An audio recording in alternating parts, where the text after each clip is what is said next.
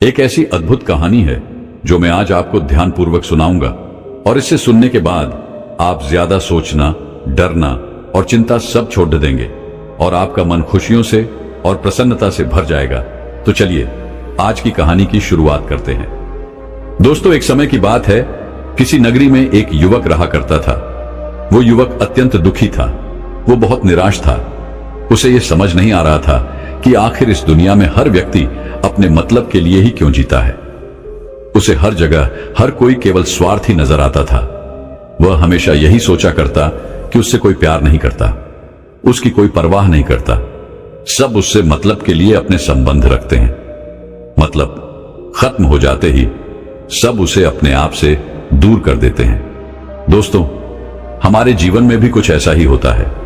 हम भी हमेशा किसी न किसी का साथ ढूंढते ही रहते हैं और जब हमें किसी का साथ नहीं मिल पाता तो हम अपने आप को अकेला महसूस करते हैं, कमजोर महसूस करते हैं। हमें लगता है कि इस दुनिया में हमारे जैसे कोई है ही नहीं। हमें कोई प्यार नहीं करता, हमारी कोई परवाह नहीं करता।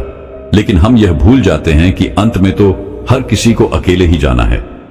वह व्यक्ति अपने इस अकेलेपन से बहुत परेशान हो चुका था, जिस कारण एक दिन उसने अपना घर छोड़ दिया और एक रास्ते पर निकल पड़ा। उसके मन में कई सारे विचार थे। उन विचारों में मग्न होकर वह उस रास्ते पर आगे की ओर बढ़ता ही जा रहा था। तभी उसे रास्ते में एक आश्रम दिखाई पड़ा। वह उस आश्रम की ओर आगे बढ़ा। तभी उसने देखा कि एक गुरु अपने शिष्यों को ध्यान करना सिखा रहे हैं और उन्हीं शिष्यों में से एक शिष्य ने अपने गुरु से कहा, है गुरु, आखिर यह ध्यान क्या है और इस ध्यान को करने से हमें क्या लाभ? तभी वह गुरु अपने उस शिष्य के इस सवाल का जवाब देते हुए कहते हैं, पुत्र, ध्यान ही सच है और ध्यान हमें अकेला कर देता है। हम जितने ज्यादा अकेले होते जाते हैं उतना ही हम ध्यान में उतरते चले जाते हैं और यही अकेलापन तुम्हें सत्य के मार्ग पर ले जाता है, तुम्हें सत्य की प्राप्ति करवाता है। वह युवक आश्रम के बाहर खड़े होकर यह सब कुछ देख रहा था, सुन रहा था। जैसे ही उसने उन गुरुवर के मुख से यह सारी बातें सुनी, वह दौड़ा दौड़ा उन गुरुवर के पास आया और कहने लगा, है गुरुवर, यदि ध्यान हमें अकेला कर देता है तो इसका मतलब यह हुआ कि मैं इन सब चीजों में श्रेष्ठ हूं।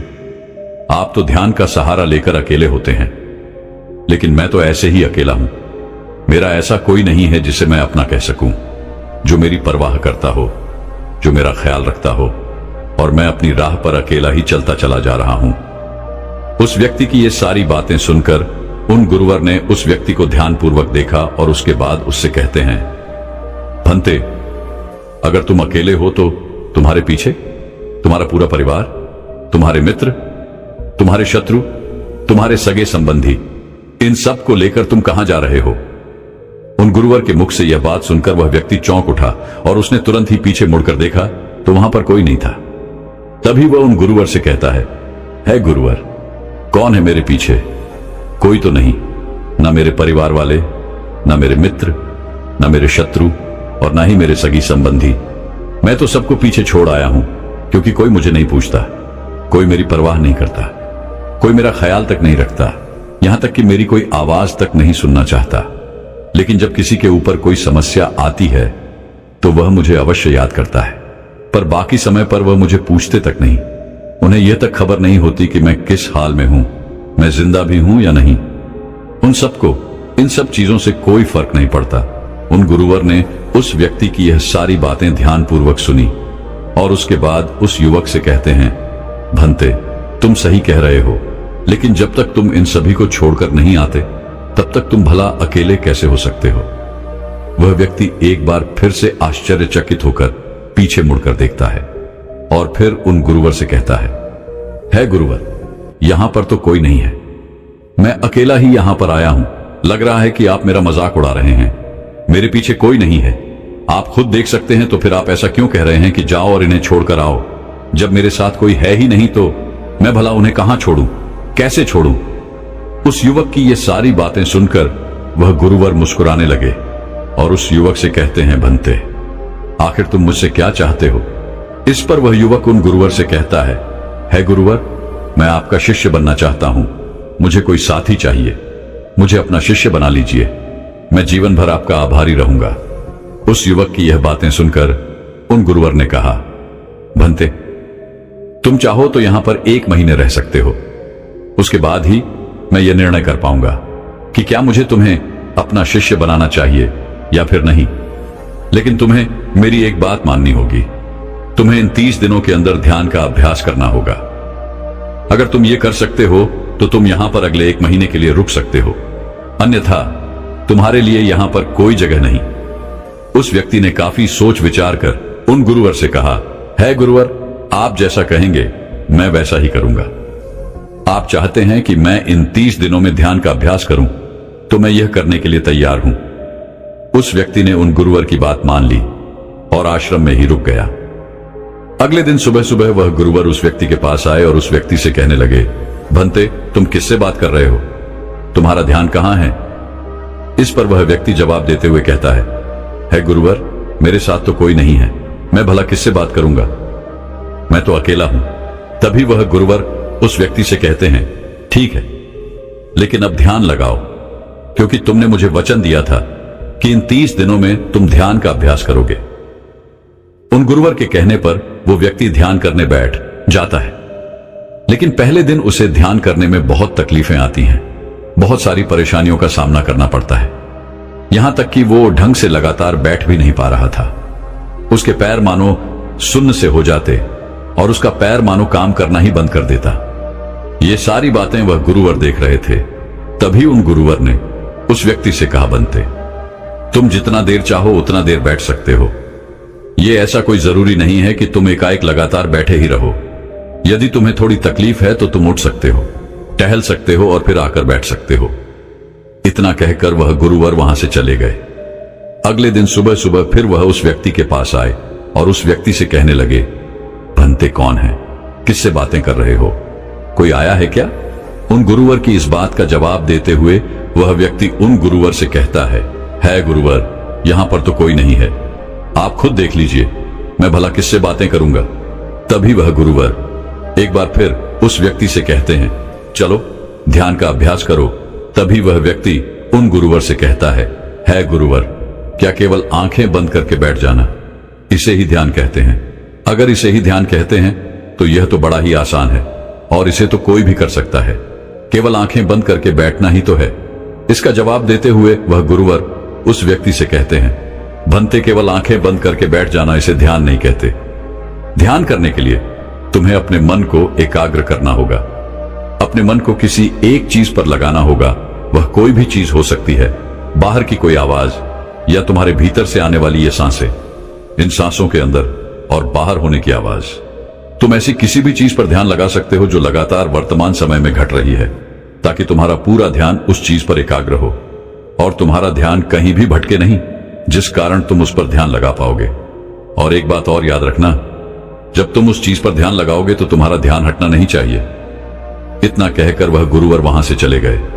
अगले दिन जब वह सुबह सुबह एक बार फिर उस व्यक्ति से मिलने आए तो उन्होंने एक बार फिर उस व्यक्ति से कहा, भंते, आज कौन आया है? किससे बातें कर रहे हो? बड़ी जोर जोर से आवाज आ रही है। तुम यहां पर खुद शांति पाने आए हो या फिर दूसरों को अशांत करने के लिए?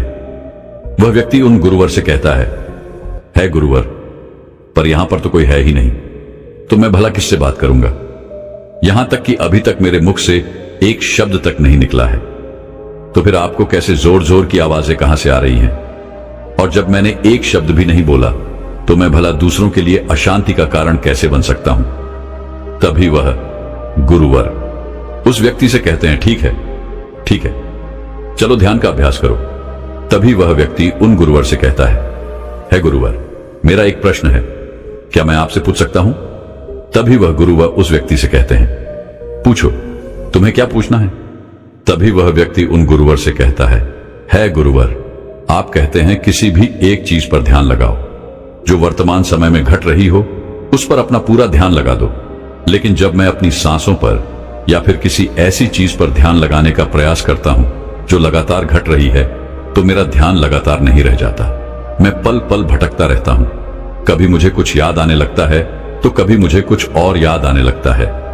वो पुरानी चीजें, वो पुरानी यादें मेरा पीछा नहीं छोड़ती। आपके कल यहां से चले जाने के बाद मैंने ध्यान करने के लिए बहुत प्रयास किया, लेकिन वह पुरानी यादें बार बार मुझे याद आ रही थी, जिस कारण मैं एक चीज पर ध्यान लगा ही नहीं सका। तो अब मुझे क्या करना चाहिए? उस व्यक्ति की यह सारी बातें सुनकर वह गुरु मुस्कुराने लगे और वहां से चले गए। उन गुरुवर की हंसने की वजह उस व्यक्ति को समझ नहीं आई। अगले दिन सुबह सुबह एक बार फिर वह गुरु उस व्यक्ति के पास पहुंचे और कहा, भंते, ये तुम क्या कर रहे हो? इतना आलस, चारों ओर आलस ही आलस फैला हुआ है। अपने पास से आलस को भगाओ, अन्यथा यह तुम पर हावी हो जाएगा और फिर तुम हमेशा इसके अधीन बनकर रहोगे। तभी वह व्यक्ति गुरुवर से कहता है गुरुवर, आप तो रोज एक ही बात कहते हैं कि यहां पर कोई है, लेकिन मुझे तो कोई नजर आता ही नहीं। आप ही बताइए, यहां पर कौन है? तभी वह गुरु वह उस व्यक्ति से कहते हैं, ठीक है, चलो अभ्यास के लिए चलते हैं। तभी वह व्यक्ति उन गुरुवर से कहता है गुरुवर, मेरा एक प्रश्न है, आपकी आज्ञा हो तो मैं आपसे पूछना चाहता हूं। है गुरुवर। उस व्यक्ति से कहते हैं, हां पूछो, क्या प्रश्न है तुम्हारा? तभी वह व्यक्ति उन गुरुवर से कहता है गुरुवर, आपकी कृपा से अब मैं पहले से बेहतर तरीके से ध्यान कर पा रहा हूं, लेकिन अभी भी मुझे एक समस्या आ रही है, और वह यह है कि जब भी मैं अपनी सांसों पर ध्यान देता हूं तो मेरा मन एकाग्र तो होता है और मैं पहले से ज्यादा और अच्छी तरह से ध्यान भी लगा पाता हूं, लेकिन ध्यान लगाते लगाते मुझे नींद आने लगती है और मैं सो जाता हूं। फिर उसके बाद मुझसे ध्यान नहीं हो पाता। उसके बाद केवल बस मुझे नींद ही नींद आती रहती है और मैं ध्यान की तरफ फिर अपने आप को मोड़ नहीं पाता। उस व्यक्ति की यह बात सुनकर वह गुरुवर उस व्यक्ति से कहते हैं, यह तो अच्छी बात है। इतना कहकर वह वहां से चले जाते हैं। 5वें दिन जब सुबह सुबह वह गुरुवर उस व्यक्ति के पास पहुंचते हैं तो वे कहते हैं, भंते, तुमने इतने लोगों को क्यों बुला रखा है? इतने सारे लोग तुम्हें ध्यान नहीं करने देंगे। तुमने इतने सारे लोगों को क्यों बुलाया है? इन्हें यहां से जल्दी भेजो। मुझे यह बिल्कुल नहीं पसंद। तुम तो यहां पर अकेले आए थे जैसा कि तुमने कहा, तो फिर इतने सारे लोगों को तुमने आज क्यों बुला रखा है? इन्हें अभी के अभी वापस छोड़कर आओ। तभी वह व्यक्ति उन गुरुवर के बारे में मन ही मन यह सोचता है कि लगता है गुरुवर पागल हो चुके हैं। जब भी रोज आते हैं तो हमेशा एक ही बात कहते हैं कि यहां पर कोई है, लेकिन मुझे तो कोई नजर ही नहीं आता। बड़ी विनम्रता से उन गुरुवर से कहा, है गुरुवर, शायद आपकी आंखें जो देख पा रही हैं वह मैं नहीं देख पा रहा हूं। मुझे तो यहां पर कोई नजर नहीं आता। फिर आपको कैसे? यहां पर लोग ही लोग नजर आ रहे हैं। फिर गुरुवर उस व्यक्ति से कहते हैं, अच्छा ठीक है, चलो अब ध्यान का अभ्यास करते हैं।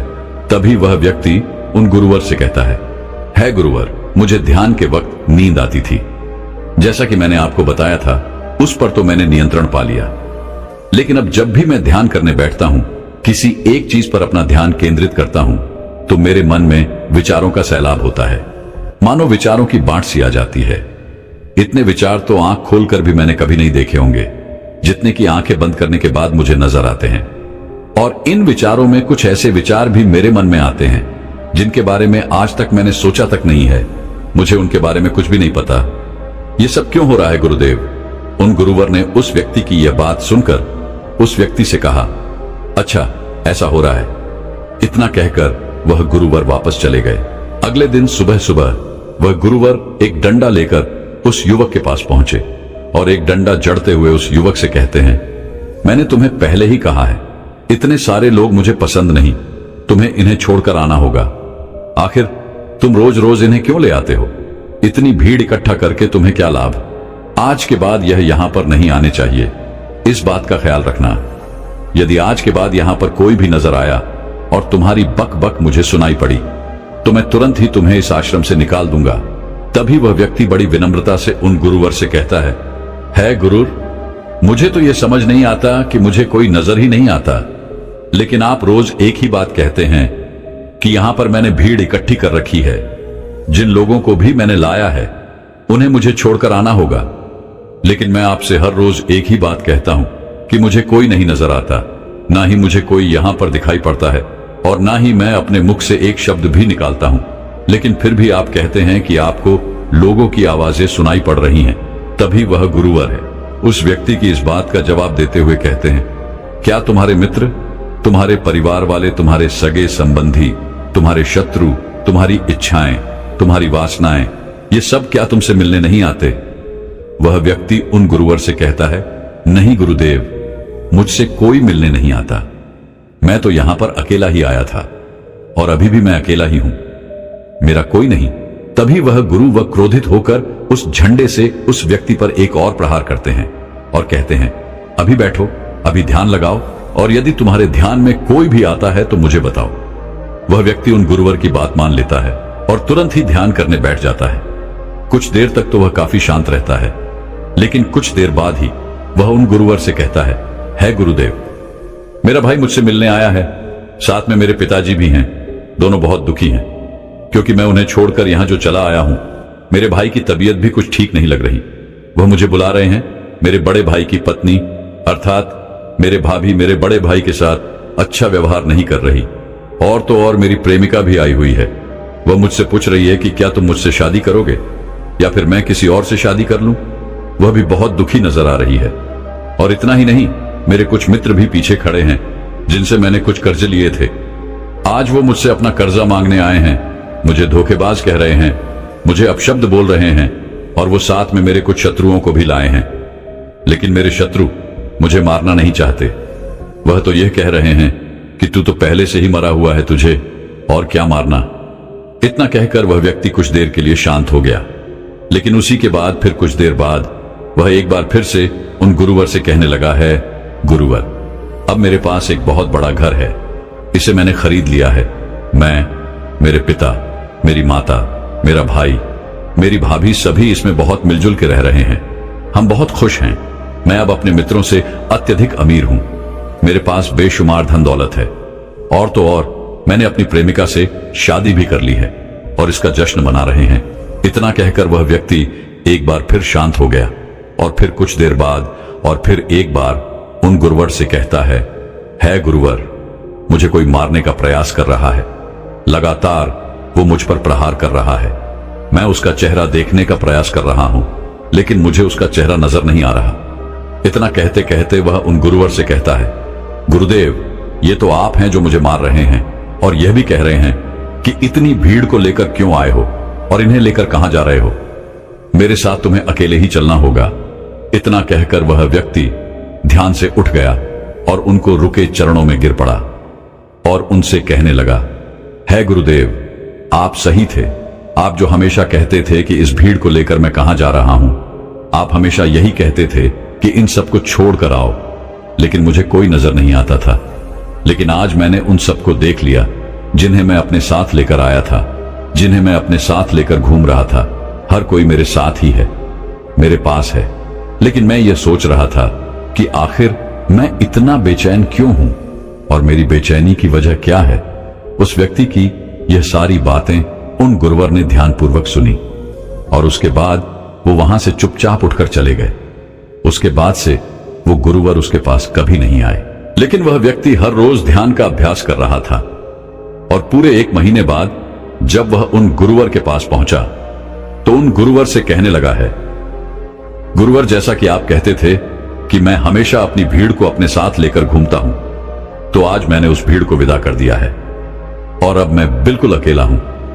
मेरे साथ कोई नहीं, मेरे साथ आप भी नहीं है, यहां तक कि मैं खुद अपने साथ नहीं हूं। मैं एक परम शांति महसूस कर रहा हूं। अब मुझे ऐसा प्रतीत होता है कि अब मेरे जीवन में कोई समस्या नहीं है, कोई समाधान नहीं है। मैं बहुत हल्का महसूस कर रहा हूं, मैं बहुत अच्छा महसूस कर रहा हूं, और इस शांति में जो आनंद है इसका क्या कहना।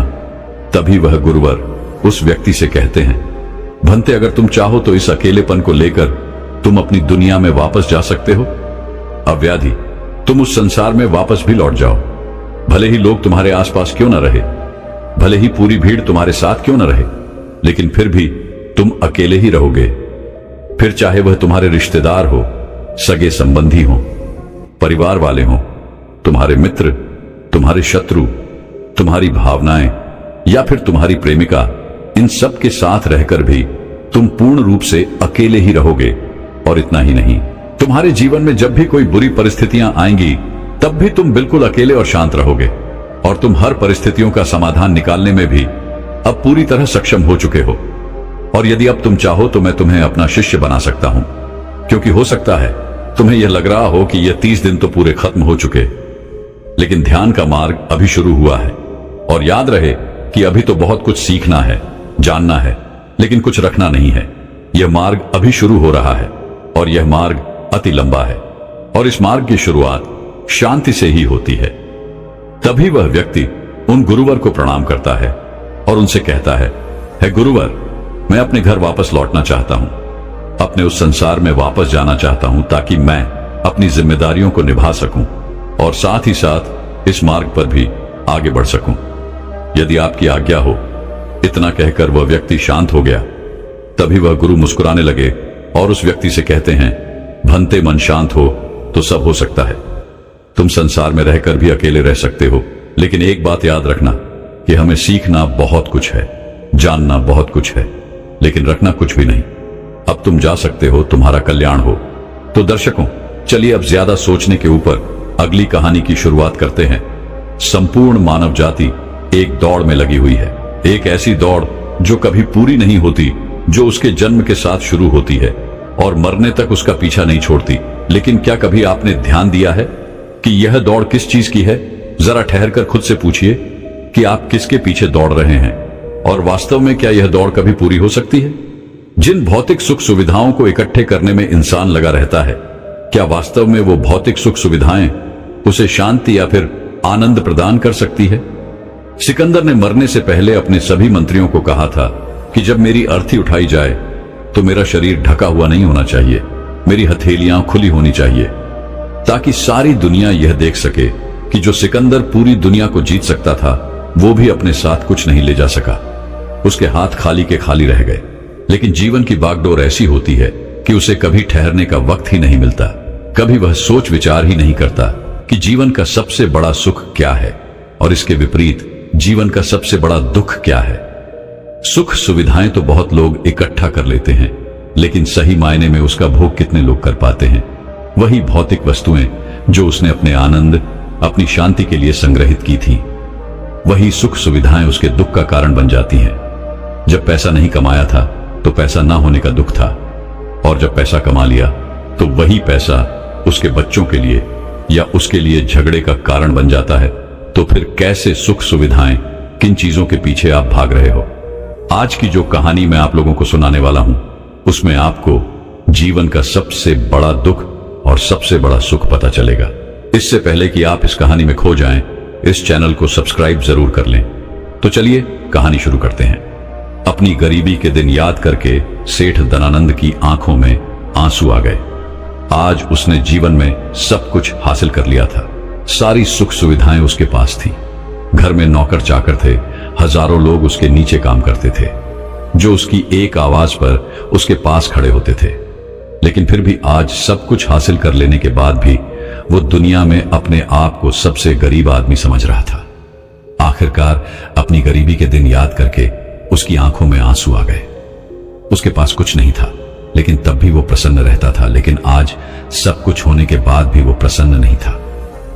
और दुनिया में वही आदमी सबसे गरीब होता है जो सब कुछ होते हुए भी अकेला महसूस करता है। उसे एहसास होने लगा था कि धन संपदा या भौतिक सुख सुविधाएं उसके मन की पूर्ति नहीं कर सकती। लेकिन अब तो बहुत देर हो चुकी थी। उसका पूरा जीवन बीत चुका था। अब पूरे जीवन की कमाई उसे व्यर्थ लगने लगी। उसे लगने लगा कि उसने जो कुछ कमाया वो सब यूं ही था, व्यर्थ था। ये एहसास उसे जीवन में पहले कभी नहीं हुआ था।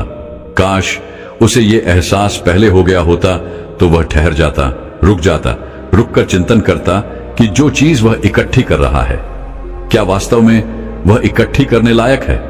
अगर उसे यह बात पहले पता चल गई होती तो वो अपने जीवन में सार्थकता खोजने की कोशिश करता। वो उस रहस्य के बारे में खोज करता जो उसके मन की पूर्ति करता, जो उसका अकेलापन दूर करता, जो उसके जीवन को संपूर्ण बना देता। उसने अपने दोनों बेटों को अपने पास बुलाया और उन्हें जीवन की सीख समझाने की कोशिश करने लगा। सेठ ने अपने बेटों से कहा कि बेटा, मेरे को तो जीवन में कोई बताने वाला नहीं था, सही रास्ता दिखाने वाला कोई था ही नहीं, इसलिए मैं उस रास्ते पर चलता रहा जिसका कोई अंत नहीं था। और आखिर में पहुंचकर मुझे महसूस हुआ कि जितना रास्ता मैं तय करके आया हूं उतना ही रास्ता बाकी और है। शायद मैं गलत रास्ते पर निकल पड़ा था और अब इतना समय नहीं बचा कि मैं नए रास्ते पर फिर से नया सफर शुरू करूं। उसने अपने दोनों बेटों से कहा कि बेटा पता है दुनिया में सबसे बदनसीब आदमी कौन होता है? वो जिसके पास सब कुछ होते हुए भी कुछ नहीं होता, जो अपने आप को सब कुछ होते हुए भी अकेला महसूस करता है। भला इससे बड़ा दुख, इससे बड़ी बदनसीबी और क्या हो सकती है? यह सुनकर उसके बड़े बेटे ने कहा कि पिताजी सब कुछ तो आपके पास है, धन संपदा, पूरा परिवार, सारी खुशियां आपके पास है, लेकिन फिर भी आप अपने आप को बदनसीब क्यों समझते हैं? उसका बड़ा बेटा वह नहीं समझ पा रहा था जो उसके पिता उसे समझाने की कोशिश कर रहे थे। फिर भी उसने अपनी बात को समझाने की कोशिश करते हुए कहा, अभी तुम्हें लगता है कि जीवन में तुम्हारे पास सब कुछ है। मुझे भी तुम्हारे उम्र में ऐसा ही लगता था, लेकिन अब मैं बूढ़ा हो चला हूं। कुछ समय बाद मेरी मृत्यु भी नजदीक है और अब मुझे एहसास हो रहा है कि दुनिया में तो सब कुछ पीछे छूट जाता है। घर, परिवार, रुपया, पैसा, धन संपदा, सब कुछ यही रह जाता है और आखिर में मेरे साथ जाएगा क्या? क्या मैं दुनिया में सबसे अकेला इंसान नहीं हूं? क्या मैं दुनिया का सबसे बदनसीब आदमी नहीं हूं, जिसके पास सब कुछ होते हुए भी वह अपने साथ कुछ भी नहीं ले जा सकता? सेठ के बेटे ने सेठ से सवाल पूछा कि पिताजी फिर दुनिया में क्या इकट्ठा करना चाहिए?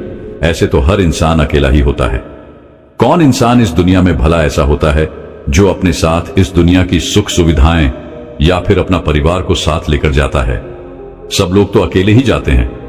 फिर तो दुनिया में हर एक आदमी बदनसीब ही हुआ। यही सवाल सेठ के मन में भी उठ रहा था, लेकिन उसके खुद के पास इसका कोई जवाब नहीं था, तो वह अपने बेटे को भला इसका क्या उत्तर देता। इसीलिए उसने अपने बेटे से कहा कि बेटा, मैं खुद इस सवाल का जवाब तलाश रहा हूं। अगर एक आदमी के पास सब कुछ होते हुए भी वह अकेला है, उन भौतिक सुख सुविधाओं का वह भोग नहीं कर पा रहा है, तो वह सबसे बड़ा दुख हुआ। मैं मानता हूं दुनिया का सबसे बड़ा दुख यही है कि आपके पास सब कुछ होते हुए भी आप अकेलापन महसूस करो।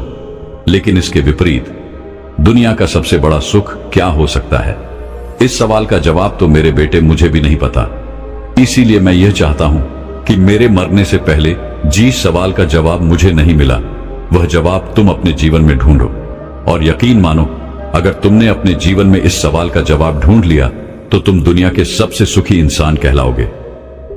यह कहानी सुनाकर गुरु ने अपने शिष्यों से सवाल पूछा कि दुनिया में सबसे बड़ा सुख क्या होता है? सभी शिष्य ध्यानपूर्वक अपने गुरु की यह कहानी सुन रहे थे। संध्या का समय था। धीमी धीमी हवा चल रही थी, जिससे कि पेड़ की पत्तियां हिल रही थीं। आसमान में पक्षी सहचा रहे थे। सूर्य अस्त होने को आया था और सभी शिष्य अपने गुरु से इस सवाल का जवाब जानना चाहते थे। लेकिन इससे पहले ही गुरु ने अपने शिष्यों से सवाल पूछ लिया।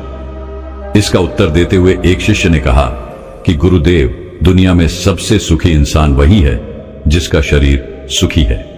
अगर आपके शरीर में बीमारियां हैं तो आपके पास कितनी भी भौतिक सुख सुविधाएं हों, आपके लिए वो व्यर्थ है। और इसके विपरीत अगर आपका शरीर सुखी है, अगर आपका शरीर स्वस्थ है, तो चाहे आपके पास कुछ भी नहीं हो, लेकिन उसके बावजूद आप अपने जीवन में सुखी रहोगे। इसीलिए संसार का सबसे बड़ा धन हमारा शरीर होता है। यह सुनकर दूसरे शिष्य ने उसका विरोध करते हुए कहा कि गुरुदेव, दुनिया में बहुत से लोग ऐसे हैं जिनका शरीर एकदम स्वस्थ है, लेकिन बावजूद इसके वो अपने जीवन में सुखी नहीं है। मैं मानता हूं कि जीवन में सबसे ज्यादा सुखी वही इंसान है जिसका मन सुखी है। गुरु ने अपने इस शिष्य से सवाल किया कि अच्छा ये बताओ कि मन को सुखी किस प्रकार किया जा सकता है। इसका जवाब देते हुए उस शिष्य ने कहा कि गुरुदेव, मन कभी भी संतुष्ट नहीं होता है। अगर हम किसी प्रकार मन को संतुष्ट करना सीख लें तो फिर हम किसी भी परिस्थिति में आनंद और शांति से रह सकते हैं।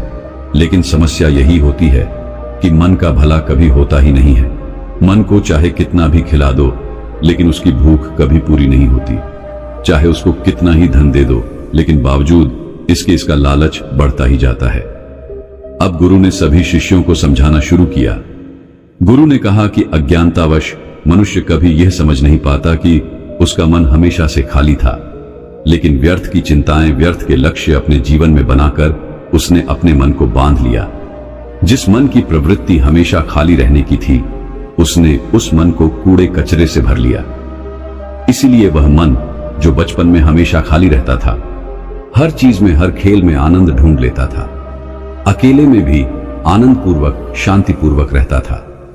अब वही मन सब कुछ मिल जाने के बाद भी हमेशा दुखी रहता है। लेकिन अगर इंसान सिर्फ वर्तमान में रहना सीख ले, सिर्फ इतना सा होश प्रकट कर ले कि उसे हमेशा वर्तमान में रहना है, ना तो भविष्य की कल्पनाओं में, ना अतीत की यादों में, सिर्फ वर्तमान में, सिर्फ इस एक सूत्र से वो अपने पूरे जीवन को बदल सकता है।